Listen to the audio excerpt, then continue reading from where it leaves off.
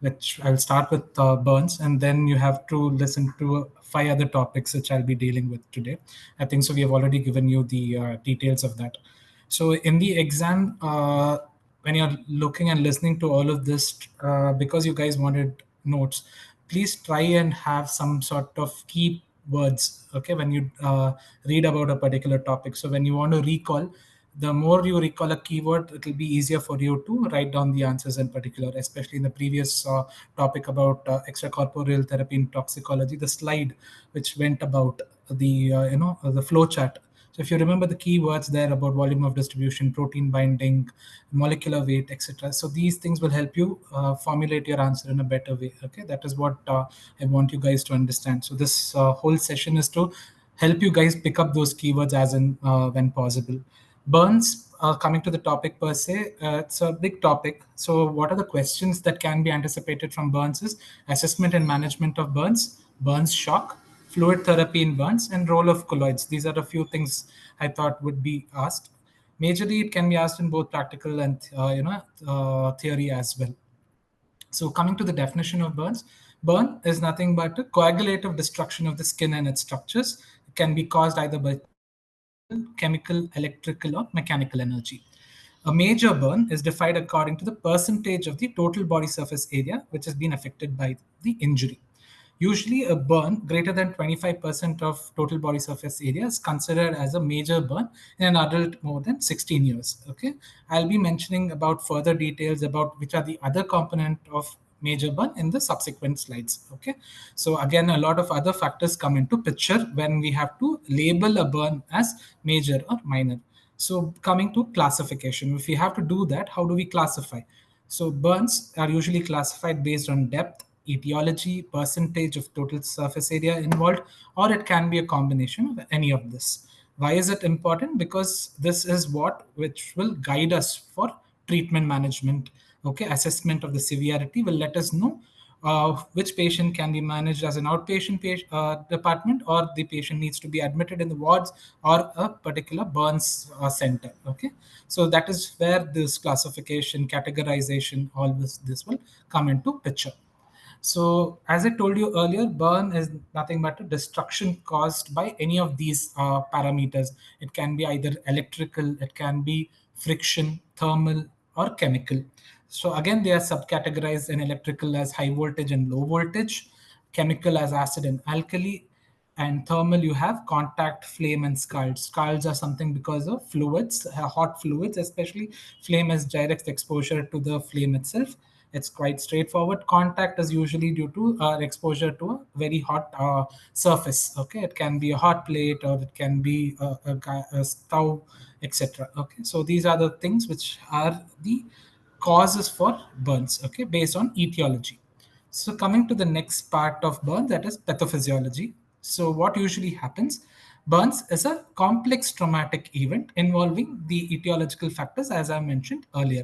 What happens after this? Because of a complex traumatic event, there will be tissue destruction. Okay, and this tissue destruction triggers a localized and a systemic response, which is characterized by a dysregulated inflammatory response. Okay, so this is similar to what we see in sepsis. Okay, this dysregulatory inflammatory response initially causes a hypermetabolic phase and follows through a hypermetabolic state. Okay, then they will have a lot of subsequent sequelae which happens because of SIRS or dysregulated inflammatory response, which causes injury. Usually, one particular organ will get involved, and if the SIRS response is very overwhelming, it can lead to a multi-organ dysfunction. Okay, this is usually how the pathophysiology of burns follow. Burns can be classified into two phases. Okay, especially if you're talking about burns shock, both of this you can write these two phases. Okay, so burns or burns shock, usually you'll have a ebb phase following a flow phase. Majorly when we are categorizing an ebb phase, it is supposed to be a hypometabolic. Okay, so it can be hyperdynamic, but it is still hypometabolic. Okay, so what usually happens when you have an injury? the body's initial response would be to increase vasoconstriction, because of which there will be increased systemic vascular resistance. There will be a sympathetic response causing increased surge of catecholamines, ADH release. And because of all of this, there will be hemoconcentration. And all of this in the initial phase, okay, there will be capillary leak which sets in. Because of capillary leak, what happens? There will be loss of intravascular fluid into the space around the tissue, okay, that causes edema. And in long term, if the burns is quite extensive, can cause hypovolemic shock leading to organ perfusion derangements, leading to ischemic insults. Okay, so both these things can happen simultaneously. That is your capillary leak causing hypovolemic shock, causing multi-organ failure. Okay, so along with this, there will be a compensatory vasoconstriction trying to improve the cardiac output. Remember, in the first 26 to 48 hours period, usually the cardiac output will be low. That is the phase of Burns shock. Okay, so that is your ebb phase.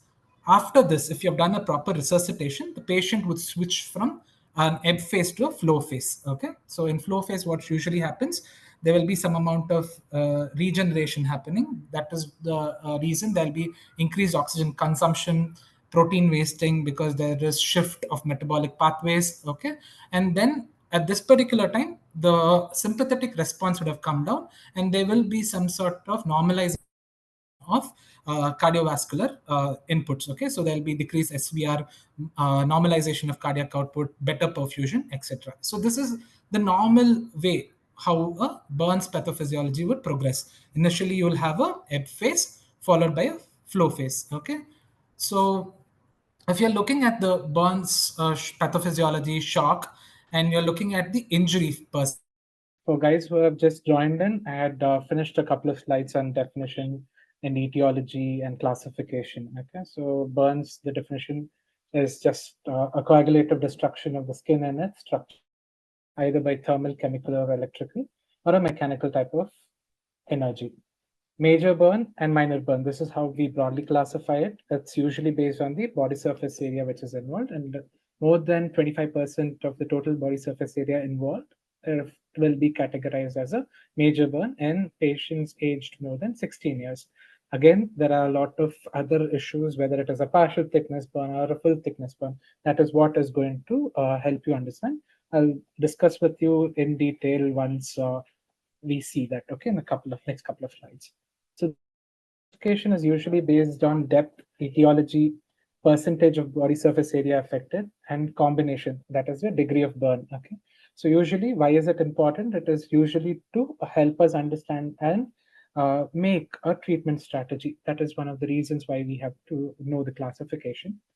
So type of burns based on the etiology, it is classified into electrical, thermal, chemical, and frictional type of burns. Again, they are subclassified into high voltage and low voltage and electrical, thermal into contact flame and scalds, chemical into acid and alkali. Okay, so this is something that you guys have to write when they ask about categorization of burns based on etiology. Coming to pathophysiology, burns is nothing but a complex traumatic event which involves tissue destruction caused by various factors like heat, radiation, chemicals, or electricity.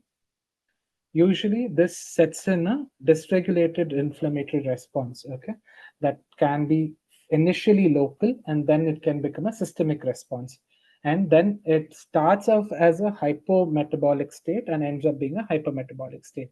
Okay, again, this injury causes an overwhelming flush of a lot of cytokines. Okay, so this is nothing but inflammatory markers which gets delivered into the circulatory system, and that causes oxidative stress and a lot of metabolic changes, and because of which usually it ends up in multi-organ failure. Okay, so what that happen usually in the initial stage of shock, we can categorize it based on 48 hours and more than 48 hours. Okay, the first 24 to 48 hours is the crucial phase of shock. That part of shock also would be associated with burns would be associated with burns shock. I'm sorry. Okay, so the first 24 to 48 hours of burns usually is of burns shock. That is also called as ebb phase. And the second half, usually more than 48 hours, it will be into a flow phase of burns. Okay. So in burns shock, that is the ebb phase, less than 48 hours, as a compensatory mechanism, there will be a vasoconstricted state, there'll be increase in systemic vascular resistance. And because of an inflammatory response, be it local or systemic, there will be some amount of capillary leak which happens. And because of this capillary leak, there will be loss of intravascular fluid. Okay, so they'll end up in something like a hypovolemic shock state.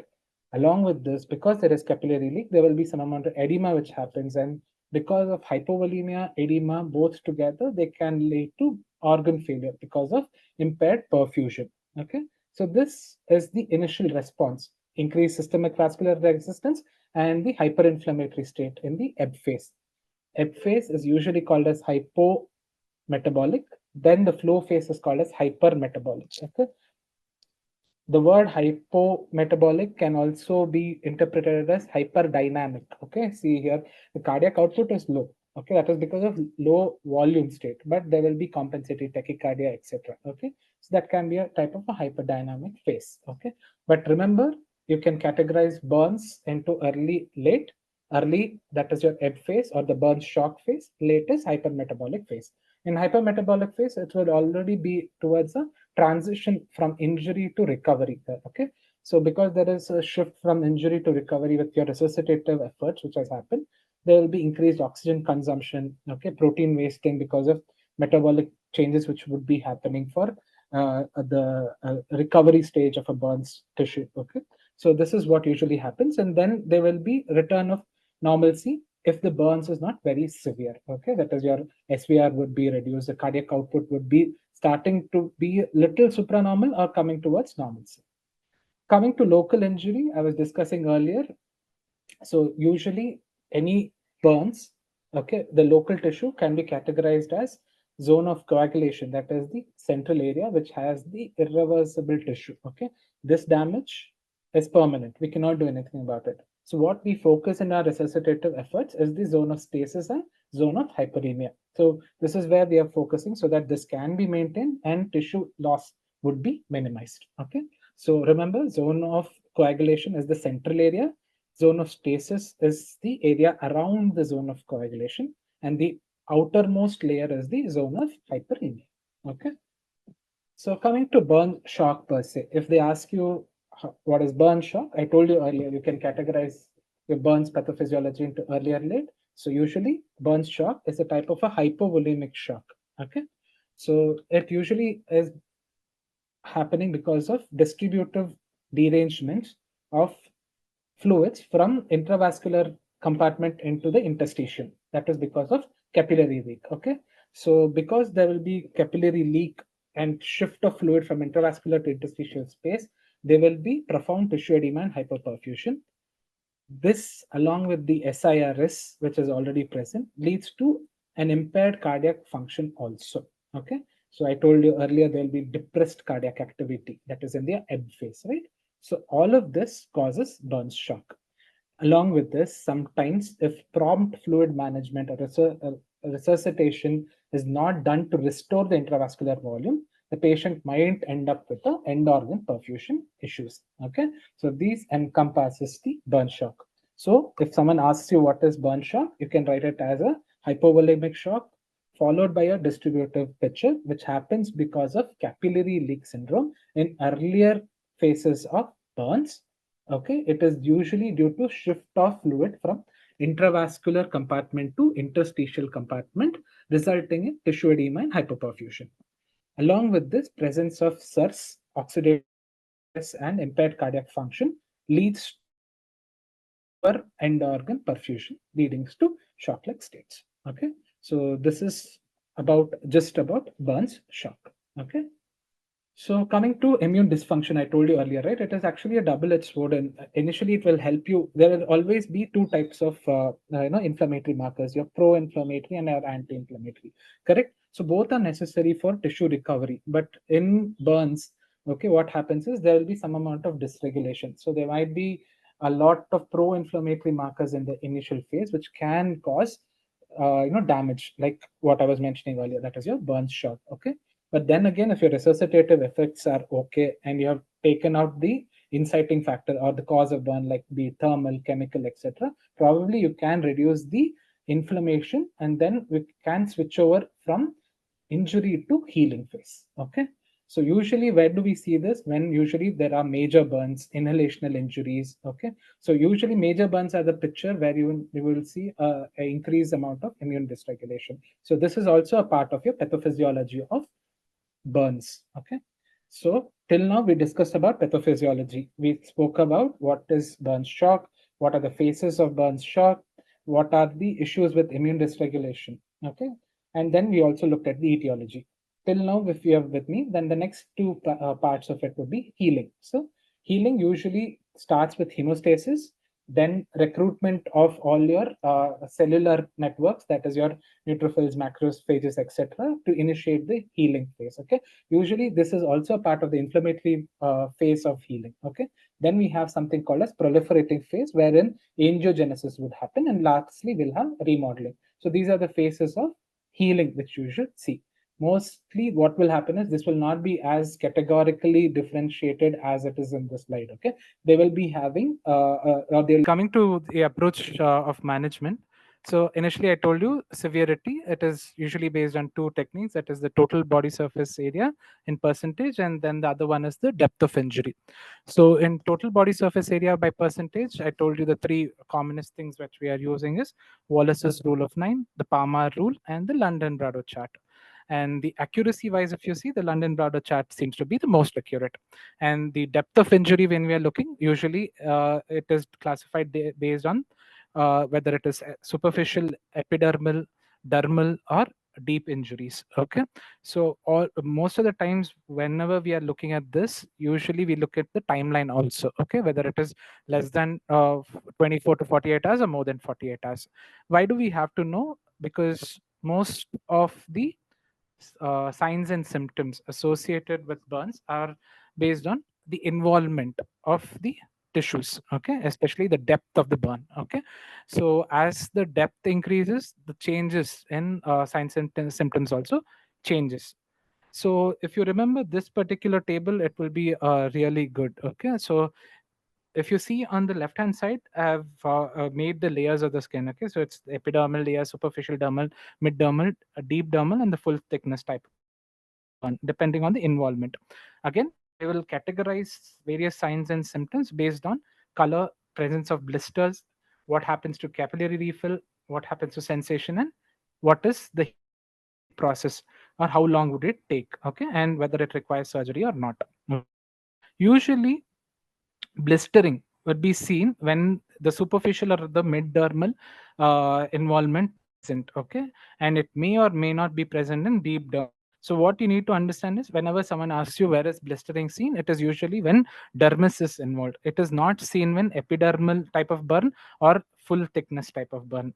Okay, whenever dermis is involved, only then we see blistering. Okay, and then capillary refill is usually not seen in deeper types of burns. Okay, so it will be brisk in superficial dermal to epidermal, and as it becomes deeper down, you will lose capillary refill. You cannot assess that. Okay, similarly, it is extremely painful type of a burn on palpation when it is epidermal and superficial dermal. Okay, usually because the pain receptors are present in this particular area, and as it goes deeper down, it will be pain insensitive.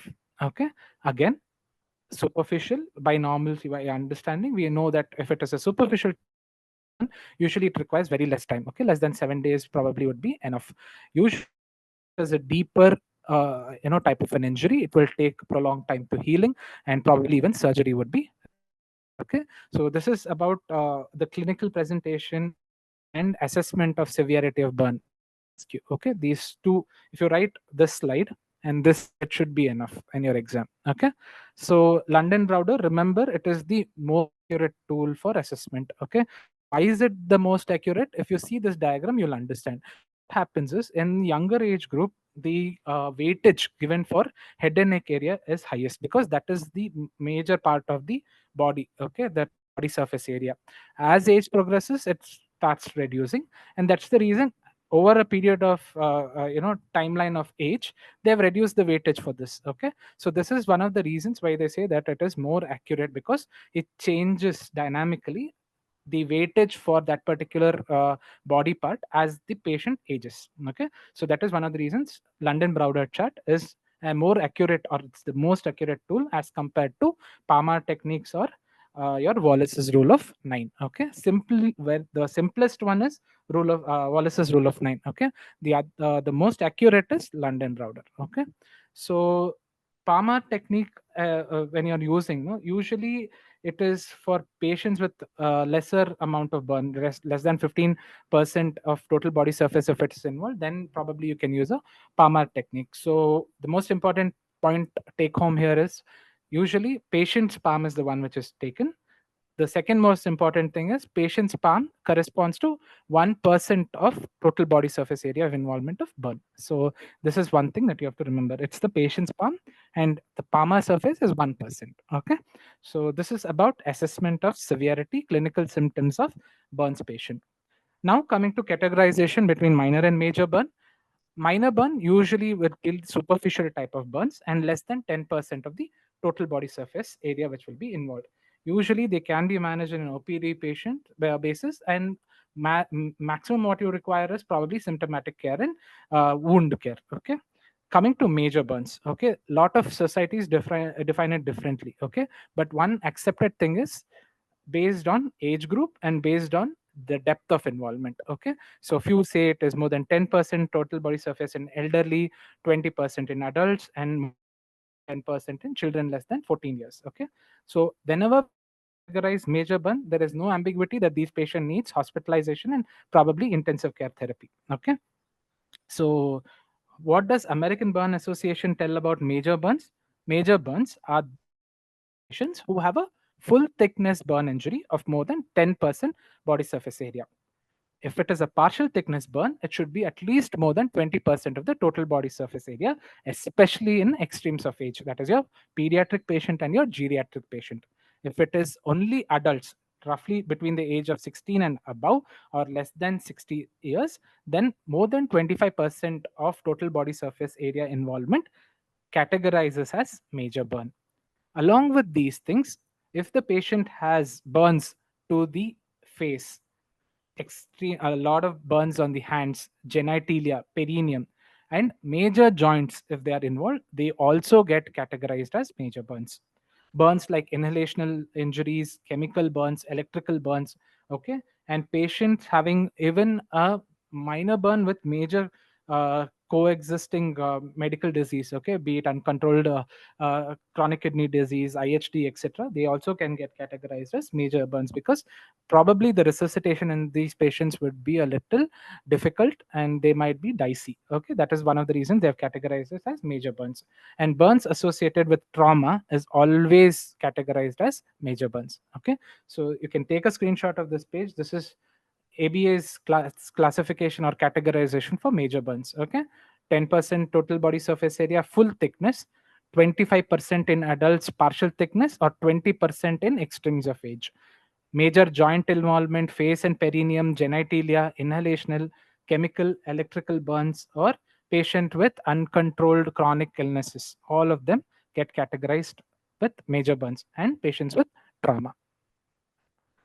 So, what are the predictors of outcome? So, if they ask you this, probably if you write it in your theory papers, good enough. But remember two scores, okay? That is your box score or modified box score. This is something which helps you understand whether the patient has higher risk of mortality. Okay, box score of more than 40 to 50% usually has a higher risk of mortality. Okay, how does it get calculated? It is a combination of patient's age in years into burn size based on the total body surface area. Okay, so one example, if you say just taken a 50-year-old with a 40%, so remember 40% itself in a 50-year-old becomes 90, right? So that is a very high risk. Okay, so remember predictors of outcome if they ask you this question in your practicals. So this is one thing. In theory also you can write this as one of the things. So write about assessment, after assessment, you can in the end you can write about predictors, and predictors box score or modified box score. Okay, remember that. Remember, a larger burn sign always correlates with worst outcomes. So how do we go about the further part of assessments? That is your primary survey. It's similar to what you do in trauma. Okay, so you have primary survey and secondary survey, and then further on your tertiary survey. Okay, so in primary survey, as we do it in trauma itself, we have the ABCDE approach, which we do here. In airway, you have to look for potential inhalational injury, whether there is signs of any soot collected there, okay, carbon monoxide poisoning, all of this you have to think about it, okay. And then you look for signs of respiratory distress, if at all it is there. So if you find that this patient has some amount of potential inhalational injury risk, patient is drowsy, patient is having signs of respiratory distress, probably it's better to intubate this patient. Always have a low threshold for intubation. Coming to breathing and ventilation, I told you, if it's a closed space burns, okay, and if the patient is having chemical burns, okay, probably a firecracker or a textile type of burns, etc., these patients are highly prone to develop carbon monoxide type of poisoning. Okay, look for signs of carbon monoxide poisoning. In such patients, probably it is better to start oxygen therapy, especially high flow oxygen. And if you feel there is some amount of respiratory distress, go ahead and intubate this patient. If your patient is unable to breathe because of some mechanical restriction, okay, that is because of a circumferential burn, probably this patient require escherotomy. Okay, that is about B. C, circulation. Always get two wide bore IV accesses, check all peripheral pulses, start this patient on crystalloids, okay. And with all of this, start also looking at what is the uh, arterial blood gas analysis of this patient, okay. So all of this should be important. What do you have to do in circulation? First, look for any impaired pulses, okay, whether there is some problem with limb perfusion. If that is not there, then probably you can take your time, assess all the other issues, okay. The major thing is there should not be any hampering or obstruction to circulation, especially in the peripheral tissues. Okay. After all of this, obviously you have to look into the PCS of the patients, and then you have to remove all the exposure. Okay. So any textile or any clothing which is adherent to the tissues, or probably all those things have to be kept in mind. If the patient is having trauma or without trauma, you don't know what was the mode of injury whenever you have picked up the patient. Always better to do log rolling for this patient with stabilization of the spine, with resuscitative measures, especially in your primary survey. When you have started your crystalloid resuscitation, keep the patient warm. Okay, hypothermia is one of the lethal triads of death, so try and avoid this as much as possible. Okay, along with this, you can already start your assessment of body surface area, all of that, how much burns, depth is there, all of this in exposure. So this is about the primary survey. In secondary survey, you make sure that you have resuscitated the patient, stabilized the patient, and after that you will look into all your coagulation profile, CBC, CBG, etc. Probably if the patient is having carbon monoxide poisoning, probably you might have to give 100% oxygen. You might have to look in at all the other risks which will be ensuing in a case of carbon monoxide toxicity. Okay, look at coagulopathy if it is coming in. Okay, and also do your complete examination with POCUS, etc., which you routinely do for any other patient. Along with this, very important, make sure that this patient has received a tetanus prophylaxis. Okay, because most of the patients have an exposed wound, we do not know what would have entered there. So better, as any case of trauma, these patients also necessitate the requirement of tetanus prophylaxis. Coming to systemic effects, what happens in burns? You can categorize the systemic effects into metabolic, immunological, respiratory, or cardiovascular.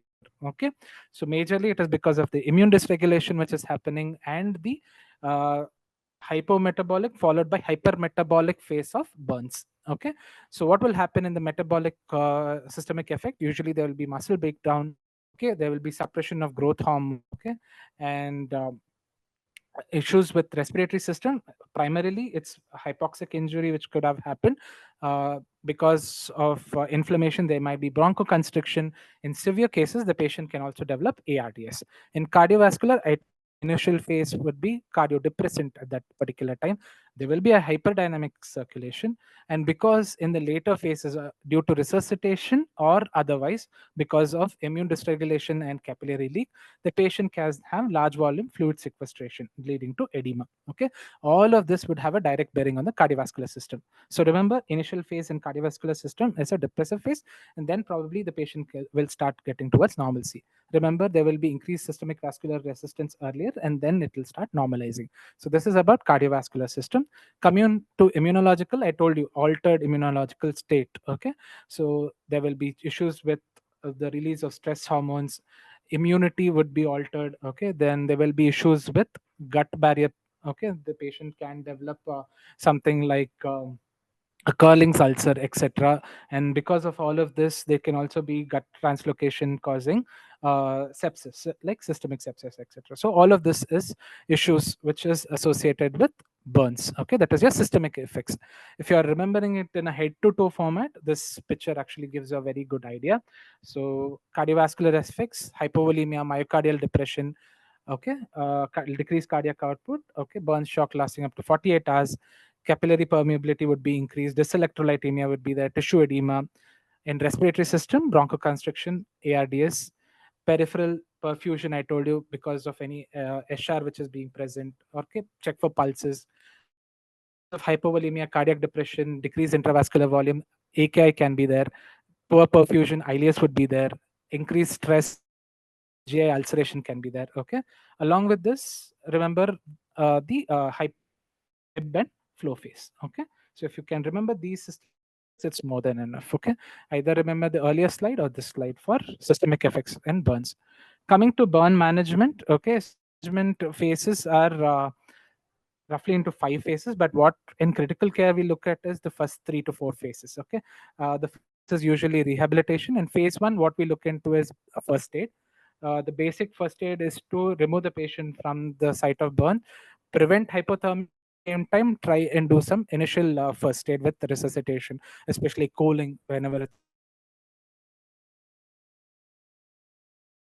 required. And the first primary survey and the secondary survey is what is usually firstly to cool the patient, okay, when there is increased risk of hyperthermia. Okay, at the same time, to prevent development of hypothermia, wrap patient, okay, especially when you have done your initial resuscitation, remove all the clothing and jewelry which can be causing any sort of further damage. Okay, especially in thermal burns and chemical burns, no, people tend to use homemade remedies. Okay, that should be looked into, documented if they have given it, because they themselves would have worsened the type of burn. Okay, the only thing which can be done is copious flushing, especially in terms of chemical burns. Do not use any neutralizing agent as much as possible. Okay, electrical burns, whenever you're looking at, please address the patient in the primary place of injury with an insulator, but most of the times we would not be the people in ICUs per se. What needs to be looked into is electrical burn, the entry wound, exit wound, and all such things, right, which will be very small. Okay, the type of injury also would be less, but systemic effects because of electrical burns will be very high. So these patients are more prone to develop rhabdomyolysis, acute kidney injury, hyperkalemia, etc. Okay, all these things should be looked into in phase one. Phase two usually revolves around fluid resuscitation in burns. Okay, this is one place where everyone is interested. So what do we do? What are the goals of fluid resuscitation? Restoration of intravascular volume, preservation of tissue perfusion, minimization of tissue edema. So this, if you write it in these headings, probably the examiner will understand that you know what you are dealing with. What do we use? The most widely used formula is the Parkland's formula. It is also endorsed by the American Burns Association. Okay, but of lately, based on multiple trials, what they have understood is the 4 ml per kg total body surface area, which the ABA recommends in the first 24 hours, can be an overkill. Okay, so generalizing this in all patients would not be uh, a good practice. Okay, so as of now, there is no evidence to put it down, but then it has also been associated with issues as well. Okay, so what is Parkland's formula? So it is 3 to 4 ml into total body surface area, that is the percentage of burn involved, into weight in kgs of the patient. How do we do that? First half of the calculated volume will be given in 8 hours. The second half will be given in 16 hours. Remember, the timing here, the first 8 hours is not from the time of entry to the hospital, but on the contrary, it is the time the burn has occurred. Okay, so that is what is very important when you're writing Parkland formula. Okay, so when do we start? If they ask you, it is the first 8 hours response corresponds to the occurrence of burn. Okay, it's not from the time of arrival to ER or ICU. Coming to the choice of fluids, balanced crystalloids is the first choice. Okay, so we usually have only options like crystalloids, colloids, blood products, right? So as of now, major trials, what they're telling you is balanced crystalloids are the first line of treatment in the initial 24-hour period. Okay, only if you feel that the requirement of crystalloids is very high after 24 hours, you might consider the use of albumin, especially the 4.5% solution. Okay, so this is from one of the articles which I took it. So why are they telling this? Usually, I told you earlier on as well. What they said is with 4 ml, it can be a little overestimation. Okay, so we don't know whether we have to do. So the best way forward is to keep a target, reassess the patient, and then hydrate the patient. Okay, so the best choice of fluid is balanced crystalloids. The other thing you can use is colloids. And when you're talking about colloids, the most common colloid which they have used is human albumin. That is your 4.5 solution. Okay. So what are the clinical response rules that you're using for fluid resuscitation and burns? Improvement in sensorium, improvement in systolic blood pressure more than 100 millimeters of mercury, reduction in tachycardia and respiratory rate, and improvement in urine output. So urine output is actually one of the major endpoint targets which they are looking in fluid resuscitation. Okay, the target urine output would be usually around zero point 0.5 to 1 ml per kg per hour. Okay, so that is the goal that you need to have for fluid resuscitation in burns patient. Okay, so many formulas are there. You can remember this. So they categorize into first 24 hours and the second 24 hours. Majorly, the first 24 hours, especially in Parkland's formula, you use crystalloids followed by crystalloid or colloid. Okay, so that is what you can do. So if you remember one formula, it's more than enough. Okay, so you can remember other formulas like modified Brooks formula, Brooks formula, Evans formula, etc. Okay, so remember formulas, categorize them into colloids versus crystalloids. First 24 hours, majorly what they tell us to use crystalloids. Okay, only few things like Evans formula or your Brooks formula, they might tell you to use earlier colloid. Okay, otherwise, majorly it's crystalloid.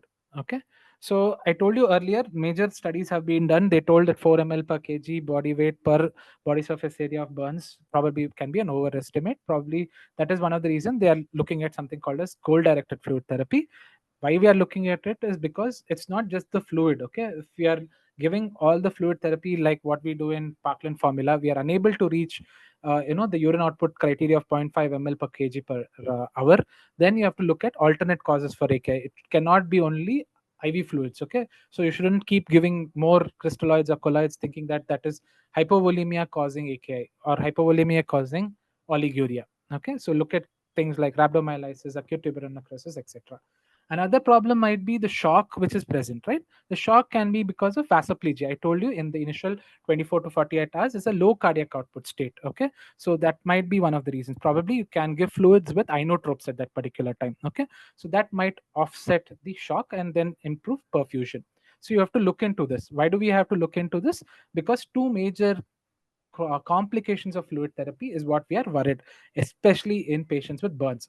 One major complication is compartment syndromes. It can be abdominal, it can be thoracic, okay, or it can be limb also. Okay, it's a polycompartment syndrome which can happen along with something called as fluid creep. Okay, because once the patient goes into this overload state, the mortality increases. So, coming to the question of fluid creep, what is fluid creep? It is nothing but unintended excessive administration of IV fluid during the treatment for burns. Okay, so this usually happens because of the capillary leak, which is seen in patients with burns with overzealous resuscitation in the first 24 to 48 hours period. Okay, and because of this, because of fluid creep, the patient can end up in organ malfunction.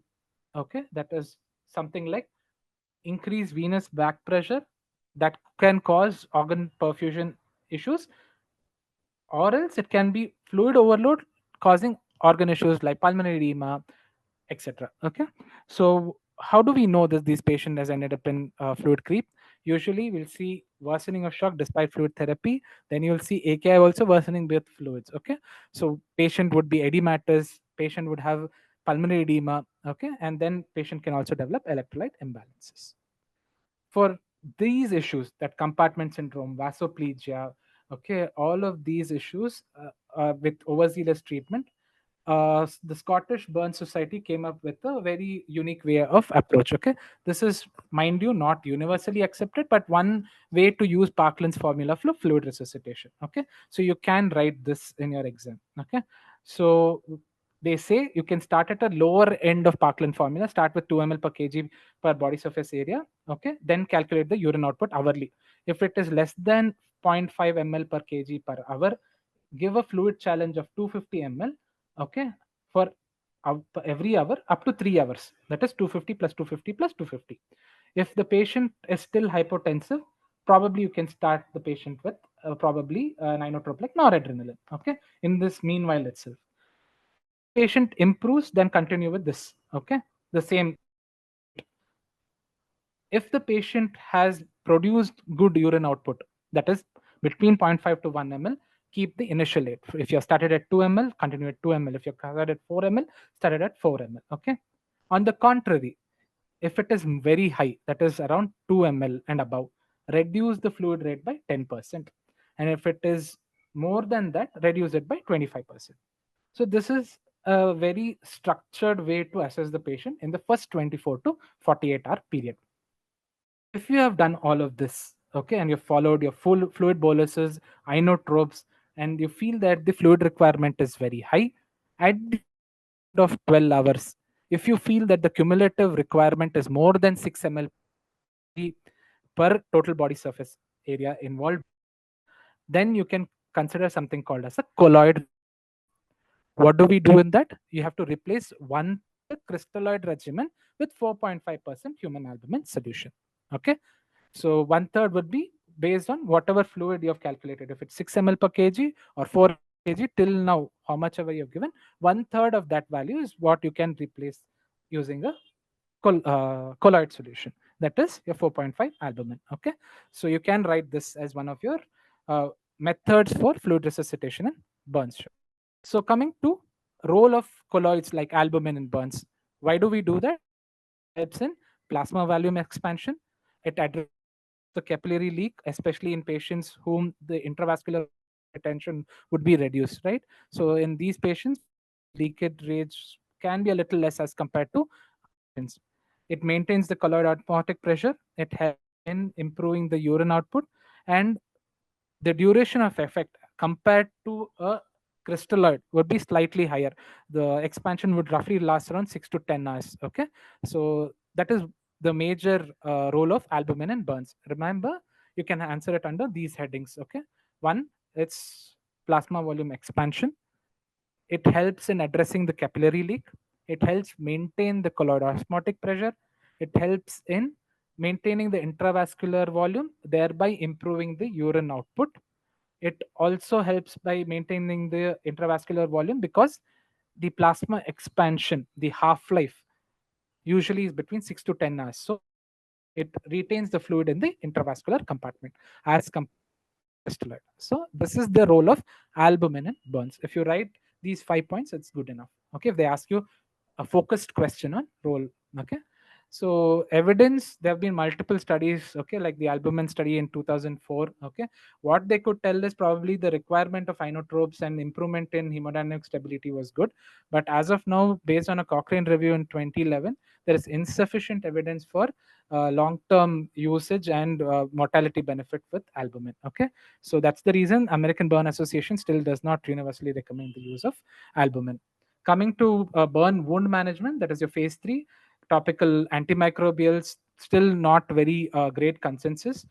The thing is, reassess the wound every day, probably dressing on a routine basis. The gold standard approach is to do the grafting as early as possible when there is no sepsis, so that heat loss is prevented, hypothermia would be prevented, and issues associated with hypothermia can be prevented. Okay, so all of this is what is about the burn wound management. Rest is what you need to get a surgical consent, and then think about later phases like rehabilitation, reconstructive surgeries, etc. Okay, that is based on splits and graft, whether it is partial or full thickness grafts. Okay, so this is about burn wound management. Coming to sepsis in burns, so how do we diagnose sepsis in burns? Correct, it is already a hyperinflammatory state, there's already an SIRS response. So American Burns Association, and there's another category, criteria called as the Mansalinus criteria. So both of them help us understand the diagnosis of sepsis in burns. The ABA criteria for sepsis is temperature more than 39 degrees Celsius or tachycardia of more than 110 beats per minute, progressive tachypnea, thrombocytopenia, hypoglycemia, or inability to continue enteral feeding for more than 24 hours. If you have at least three of these criteria, then you can think that this patient is having sepsis. Along with this, if you have any one of this, it should always be substantiated by either a culture positive infection, or you have identified a source of pathology, or there is some clinical response to antimicrobial agent. If you have one of these also, along with the three of the prior one, that is your temperature, tachypnea, thrombocytopenia, hyperglycemia, and inability to tolerate fluids. Okay, with this, you can think that the patient is probably having sepsis in burns. The other one, which is a slightly simpler way to remember, is the Mansanas criteria for burns sepsis. Tachycardia of more than 130 beats per minute, mean arterial pressure of less than 60 mm of Hg, base deficit of minus below, hypothermia that is less than 36 degrees Celsius, presence of inotropes or vasoactive medications, hyperglycemia. Okay, remember, as compared to other types of sepsis, hyperglycemia, that is a state of hypermetabolism, is considered a probability of sepsis in burns. Okay, so what we usually see is severe cases of sepsis, we see hypoglycemia commonly, but in burns we see hyperglycemia more commonly. Okay, so keep that in mind. Okay, so sepsis and burns, two criterias: the American Burn Association and the Mansalinus. Okay, so coming to the fourth phase, that is the supported phase. Okay, here what you need to do is optimization, probably offloading of fluids if at all it's required, weaning off pressors, nutritional optimization, maintaining your protein delivery. Okay, so pain management. Okay, and looking at probable complications and addressing them. All of this comes in supportive care. The last phase is rehabilitation, especially when there is joint issues involved, contractures involved, etc. Okay, and also looking at the social psychosocial impacts of burns. So this is usually the last phase of burns management, that is your rehabilitation. Okay, so start with assessment. Okay, first is assessment, primary survey, secondary survey. Then after that, it's your fluid resuscitation. After fluid resuscitation, you think about your complications. Okay, so what are the complications that can happen, and burns wound management, development of sepsis, how do you categorize sepsis? Okay, use of American Burn Association or the Mansalinus criteria. What do we do with rehabilitation and supportive care? Okay, so that's about management of burns. There are at least four subheadings that I had to cover here, so it took quite a while. Okay, so this is about management of burns. Okay, do you guys have any question in particular about it? You can put it in the chat box. Okay, coming to the next topic, that is carbon monoxide toxicity. Uh, So we spoke about this when we were talking about burns, right? So that is one thing I thought I'll continue with it. Okay. So carbon monoxide is colorless, odorless, and tasteless non-irritant gas, which is produced because of incomplete combustion of a carbon-based fuel. Okay. So carbon-based fuels are present in a lot of places. It does not mean it is only in the petroleum or the oil-based industry. It's also very present in your factory products, your garment industries, etc., crackers, so many places. Okay, so all these places, probably the patient or the person can be exposed. Even your day in and day out environmental pollution. There also we have a lot of combustible gas which can have carbon monoxide. Okay, so the cause of carbon monoxide toxicity can either be accidental or it can be an intentional poisoning. It has been one of the methods used for even suicides also. Okay, so what is the major issue with carbon monoxide poisoning? The major issue is the carbon monoxide binds to hemoglobin with roughly around 200 to 250 times the affinity as compared to oxygen. Okay, that's the reason it impairs the oxygen delivery and utilization, leading to tissue hypoxia and multi-organ dysfunction. It causes something like a hypoxia to the patient. Okay, so the major pathophysiology is hypoxia because of impaired oxygen delivery and utilization because of higher affinity of carbon monoxide to hemoglobin. Okay, so the major thing in critical care is rapid recognition, supportive care, and focused therapies for multi-organ dysfunction. So what happens causes, I told you, right? It is present in a lot of places. It can be accidental, environmental exposure, occupational, intentional, or it can be hospital related, which is very rare. Okay, so environmental, it can be faulty heating systems. Okay, especially a gas geyser. Most of the people have come with us, and we had seen a few cases also recently. It's that improper ventilation with the use of a gas geyser can cause carbon monoxide poisoning, use of firewood, etc. Occupational injuries, especially in people like firefighters, industrial burns, okay, industrial gas leaks, etc. Intentional, I told you, right? Vehicle exhaust, okay, that can be used for a suicidal method of carbon monoxide toxicity. And hospital related, especially in few equipment which has compressed gas, so faulty equipment can cause carbon monoxide toxicity. Coming to toxicokinetics associated with carbon monoxide poisoning. So carbon monoxide is a gas at normal room temperature and it is inhaled from the lungs and it is out. Okay, so minimal issues, no problem. Okay, minimal. It's when the amount of carbon monoxide is very high, what usually happens is it goes and binds to hemoglobin. I told you earlier the affinity is very high. Okay, 230 to 270 times that of, remember the range between 230 to 250. That's more than enough. Okay, so that causes carboxyhemoglobin. Okay, so once carboxyhemoglobin is formed in the RBCs, what happens is it hampers the delivery of oxygen and utilization of oxygen, and because of which there will be a loss of sequelae of events which happen. Okay, it can cause issues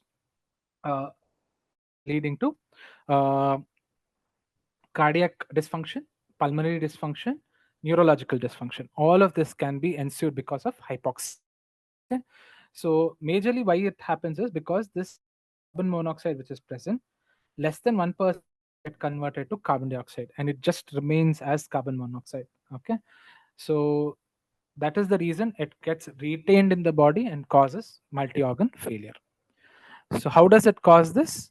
It binds to hemoglobin to form carboxyhemoglobin and shifts the oxyhemoglobin, the curve. Okay, oxygen hemoglobin dissociation curve towards the left side. Okay, and because of which there will be impaired delivery which happens, and when there is impaired delivery, hypoxia which happens, the electron transport chain gets hampered in the mitochondria. So because of this issue, there will be impaired oxidative phosphorylation leading to cellular hypoxia. And when cellular hypoxia happens, it is a global phenomenon, and because of which it triggers an inflammatory response. Okay, so there will be lipid peroxidation, activation of leukocytes, inflammatory response. Okay, all of this.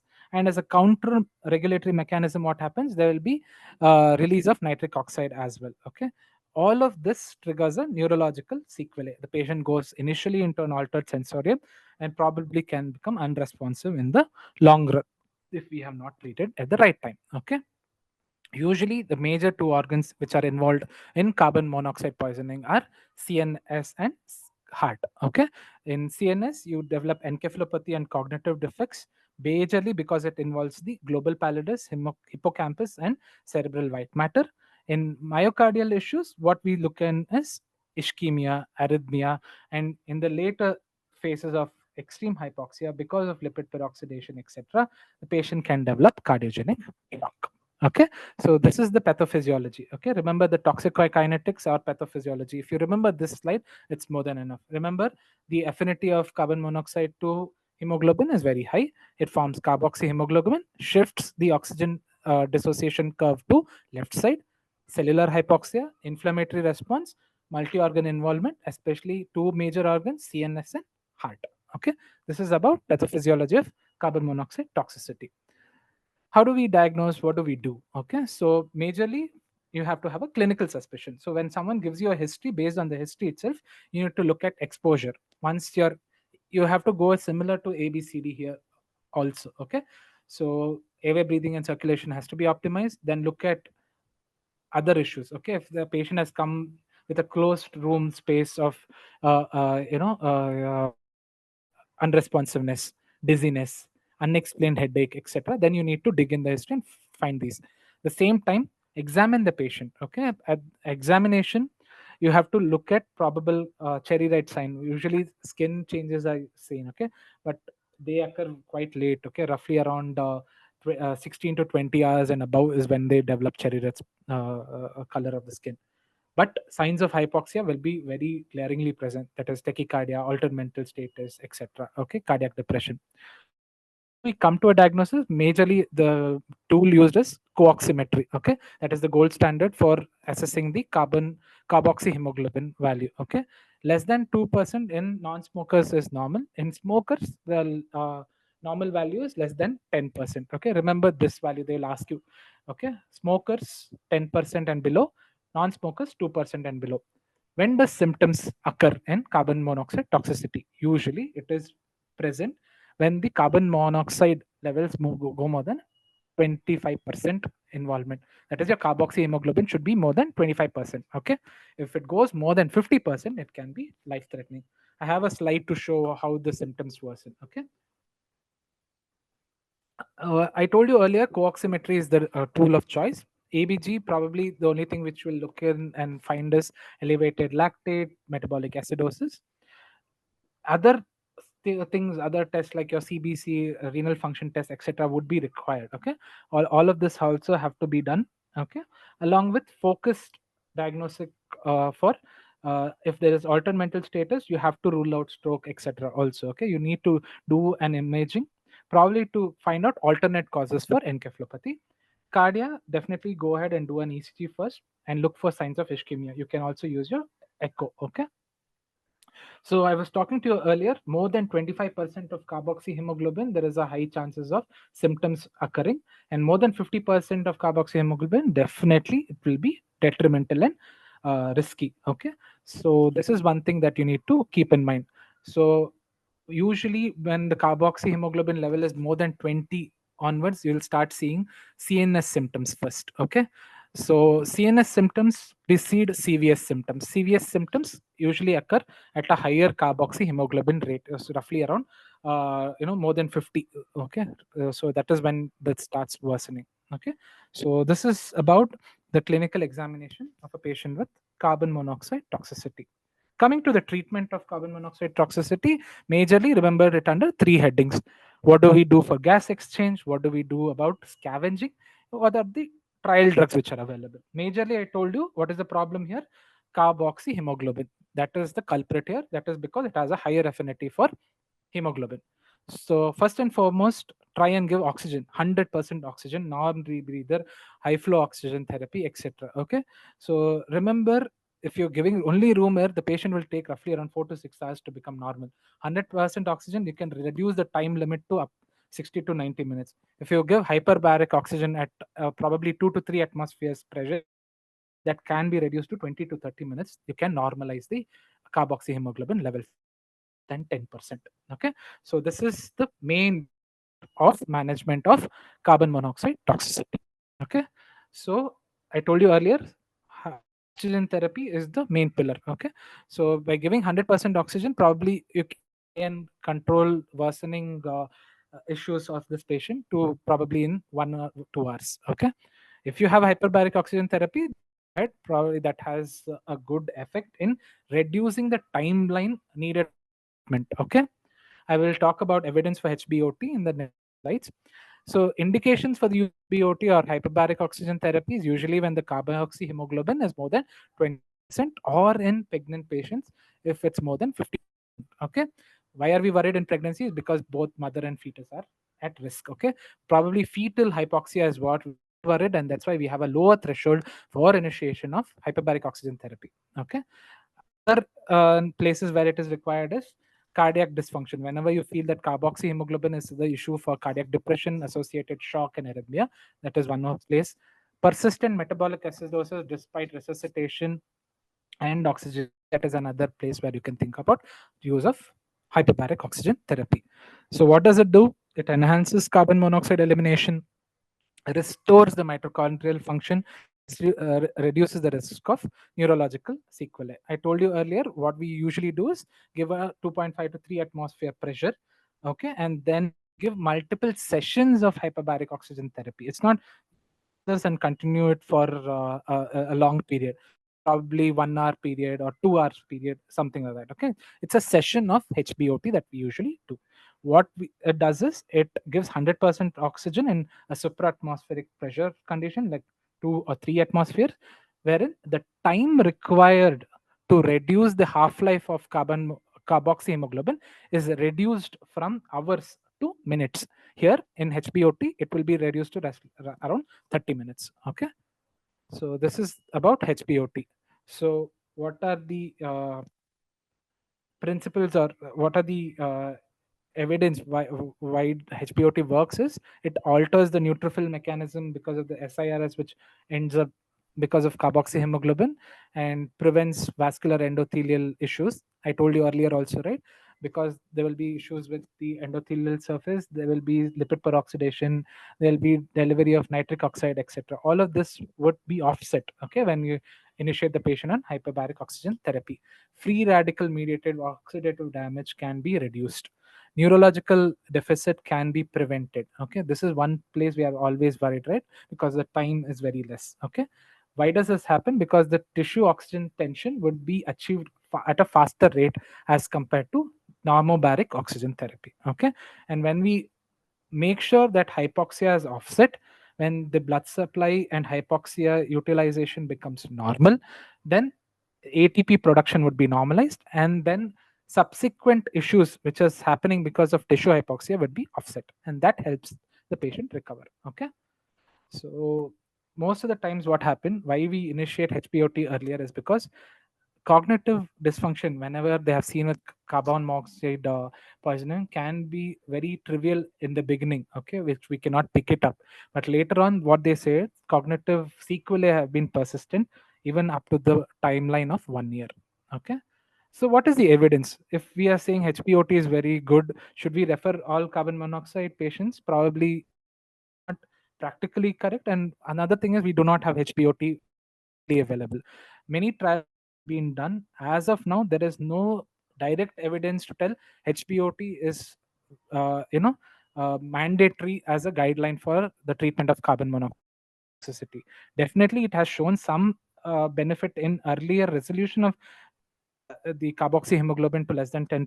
But by and large, it is a plus minus right now. Okay, there are pro and anti trials. Okay, coming to the next treatment strategy, that is your scavenging therapies. These are still trial based. Okay, so similar to what we see in anesthetic drugs, like in the and local anesthesia, etc., wherein we look at a link model, right? It is one of those things that we are looking at. Okay, this is also one way wherein a hemoprotein based scavenger, okay, is a small molecule which sequesters the carboxy hemoglobin. Okay, so what it does is it removes the carbon monoxide from the circulating hemoglobin, okay, and then removes it from the circulatory system. So this is where the therapeutics are going at molecular therapeutics. Okay, by and large, how can we do it? It is like a hemofiltration technique that they are trying to do it as of now. Okay, hemoadsorption techniques, I'm sorry.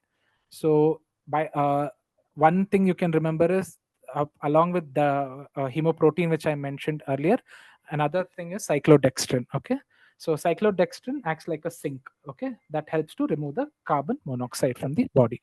So oxygen therapy, carbon monoxide scavenging treatment.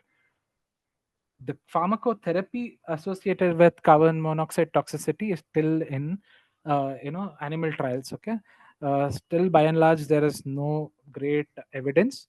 Nothing more than oxygen is required. Rest of the treatment in carbon monoxide poisoning would be symptomatic care. Only in cases with patients with cardiac dysfunction there is a role for levosimendan, but again that is a case by case scenario. By and large, you have to treat all these patients like how you treat any case with encephalopathy or cardiac dysfunction, fluids, endoscopes, etc. Okay, and proper cardiac monitoring. Okay. Uh, After looking at the focused treatment for carbon monoxide toxicity, then we talk supportive ICU care. I told you earlier, carbon monoxide toxicity is similar to a case of trauma. ABC always takes precedence. You have to do that. Watch for seizures. Look for silent seizures or non-epileptic status epilepticus. Okay. So all of this non-convulsive status epilepticus. I'm sorry. Okay. So all of these things you need to closely monitor. Patients are at a higher risk of developing cerebral edema, so neuroprotective treatment has to go on, especially when the patient becomes comatose. Okay, so along with this, fluid management, hemodynamic management, and looking at cardiac output, all of this can be done. Okay, I told you earlier, long-term sequelae are looked in these patients. So probably patient has to undergo a neuropsychological evaluation once the acute phase has stopped. Okay, so cardiac evaluation also may be needed in the long term. So these are because there will be irreversible damage which happens both to the neuron and the cardiac myocyte. Okay, this is about carbon monoxide toxicity. Okay, so one thing I want to ask, you all have heard about saturation gap. So can anyone type in the chat box where do you see saturation? Okay. So Anshul has typed it as in carbon monoxide poisoning. Is there saturation gap in any other place that you see? Uh, Is there a role for saturation gap in carbon monoxide poisoning? Okay. Any hemoglobinopathies, right? We think of using it. Okay. So I'm sorry, but the thing is, saturation gap, you remember, it's the difference between the oxygen saturation measured by the pulse oximetry compared to the ABG calculated oxygen saturation. That is your SaO2. It is SpO2 minus the SaO2. Usually it should be 5%, okay, and below. If it is more than 5%, then you have to think about dyshemoglobinemia. That will be abnormal hemoglobin. Okay. So when we are talking about abnormal hemoglobin forms, obviously you'll think carbon monoxide, carboxyhemoglobin is one such issues. Okay. But unfortunately, here what happens is the AbCO2, if you have taken for a carbon monoxide patient, no, it usually is normal. It gets stuck. It fixates at between 85 and above. If you, on the other hand, if you use it, okay, for a methemoglobin patient, there the saturation gap will be elevated. Okay, so what usually happens is in methemoglobinemia it will be useful. That is because it will be higher, and there you can pick it up. But in carboxyhemoglobin, what happens is the pulse oximeter, right, can pick the wavelength in the same place. Okay, so it will not have a SaO2, which SpO2, which is low. It will get fixated as normal, or it will falsely show as high. Okay, so that is one of the reasons why the gap will not change. Okay, and it can be erroneous. Okay, I'll repeat myself. In carbon monoxide poisoning, the SpO2, the pulse ox, can be showing a falsely normal value or a higher value as compared to what actually is. Okay, so that is the reason it can be erroneous, and you might not see a saturation gap. Okay, whereas in methemoglobinemia, it drops, the saturation drops initially up to 88, 85%, and it fixes at that particular time. Okay, with this, based on the amount of methemoglobin, you can calculate the saturation gap. So the response to treatment with methylene blue, you can see by improvement of saturation gap in methemoglobinemia, whereas in carbon monoxide poisoning, you do not have any role for saturation gap. Okay, so this is the practical tip I just wanted to remember. Am I clear about it? Okay, this is about carbon monoxide toxicity. Okay. So, someone, I think so, Dr. Shriyari has answered. Thank you, Shriyari, about the role of prophylactic antibiotics in burns. Routinely, it's not recommended. Okay.